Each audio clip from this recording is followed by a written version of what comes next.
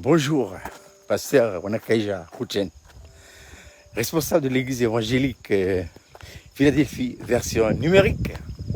Il est exactement 6h moins 5 minutes du matin.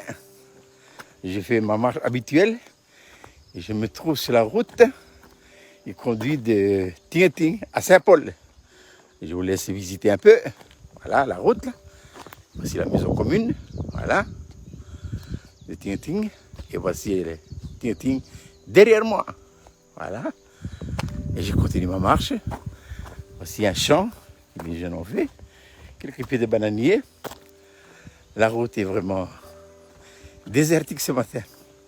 J'ai quitté ce matin à 6h moins le quart. Voilà.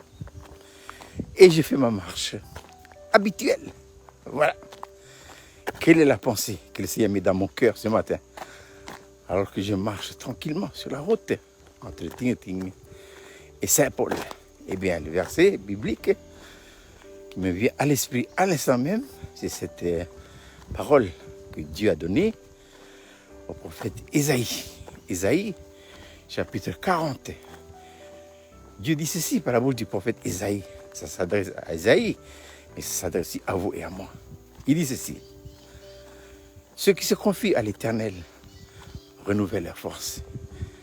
Ils prennent leur vol comme des aigles. Ils courent et ils ne se lassent pas. Ils marchent et ils ne se fatiguent pas. En effet, comment est-il possible de marcher, de courir sans se lasser ni se fatiguer? Sur le plan physique, là je marche, là. Je suis sûr qu'au bout d'un certain temps, on va commencer à tirer la langue. Voilà. Mais je continue ma visite. Ça, c'est la route qui mène au cimetière de Tintin. J'ai connu cette route à l'époque. Maintenant, elle est goudronnée. Et je continue ma route. Voilà.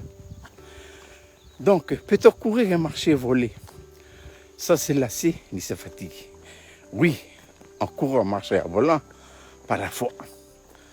Par la foi, par la vie, par l'esprit, selon le Saint-Esprit, et dans la lumière. Voilà. Et c'est en utilisant ces ingrédients qu'on peut marcher, voler, courir, sans se lasser ni se fatiguer. Voilà. Et devant moi, je trouve un homme, il vient en vélo.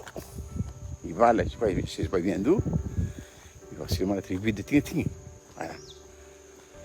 Ah ouais, derrière, là, et je continue ma route. Voilà. On va développer dans quelques instants. Marcher par l'esprit. Marcher par l'esprit, ça signifie quoi? Ça veut dire utiliser le Saint-Esprit. Utiliser le Saint-Esprit qui, lui, va faire fonctionner notre esprit. Il faut savoir que dans notre esprit, il y a 3 fonctions. Il y a l'intuition, la communion et la conscience. Et tout se joue dans l'intuition.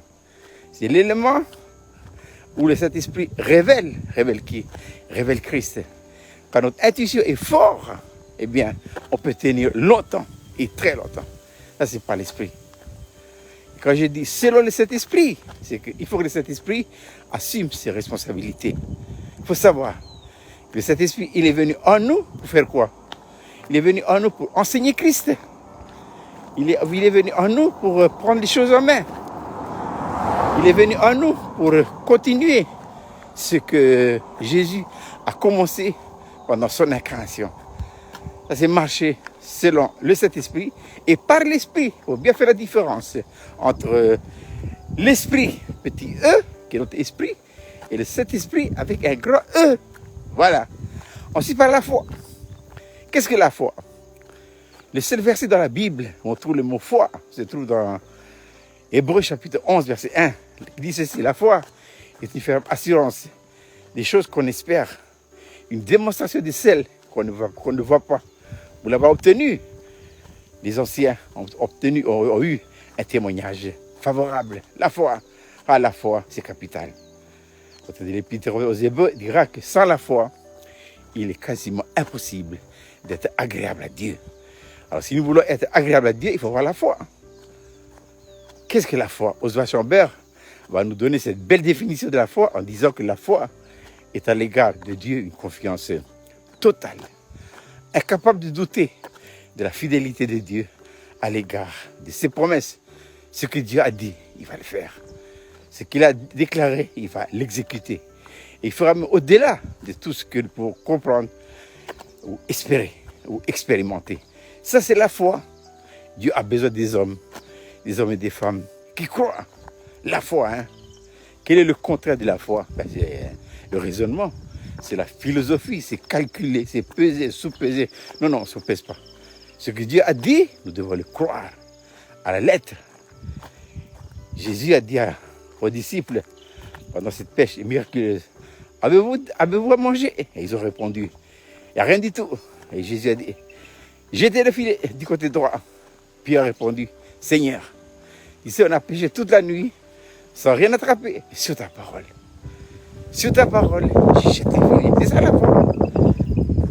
Il a jeté le filet. Quel est le résultat? On connaît le résultat. Le filet était rempli de poissons. C'est la foi. La foi, c'est prendre Dieu au mot et à la lettre. Voilà.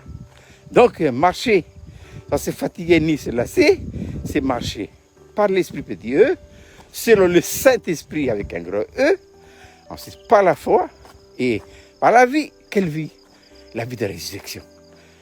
Mais la vie de résurrection nous est attribuée que dans la mesure où nous avons accepté Jésus-Christ dans notre cœur comme notre Sauveur, Seigneur et Roi. C'est ce que j'appelle la nouvelle naissance.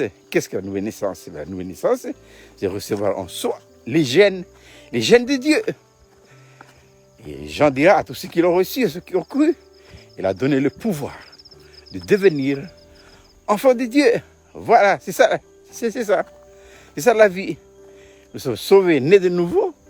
Pour faire quoi? Pour que la vie de Dieu devienne notre vie. Ainsi, quand la vie de Dieu devienne notre vie, le changement s'opère. Pourquoi n'y a-t-il pas de changement dans nos vies? Parce qu'on continue à vivre avec une vie que le Seigneur a condamnée, jugée et crucifiée à la croix de Golgotha. Voilà. Donc, c'est sur la route de Tingeting qui me conduit à Saint-Paul que je vous lance ce petit live. Voilà. C'est une grande ligne droite là. Saint-Paul, c'est devant moi. Et Tingeting, c'est derrière moi. Voilà. Il fait un temps magnifique, merveilleux pour la marche. Il n'y a pas de voiture, il n'y a personne. Je suis tout seul à marcher. Je suis tout seul. Une grande ligne droite. Voilà. Si je répète cette petite méditation que nous venons de voir ensemble dans Ésaïe chapitre 40, il dit ceci, mais ceux qui se confient à l'Éternel renouvellent leur force. Ils prennent leur vol comme des aigles. Ils courent et ils ne se lassent pas. Ils marchent et ils ne se fatiguent pas. Eh bien, c'est depuis l'île de Lifou que je vous envoie cette petite vidéo. Vous souhaitant de passer une agréable journée. Comme on dit chez nous, ah ouais, dis-le, on est chouette.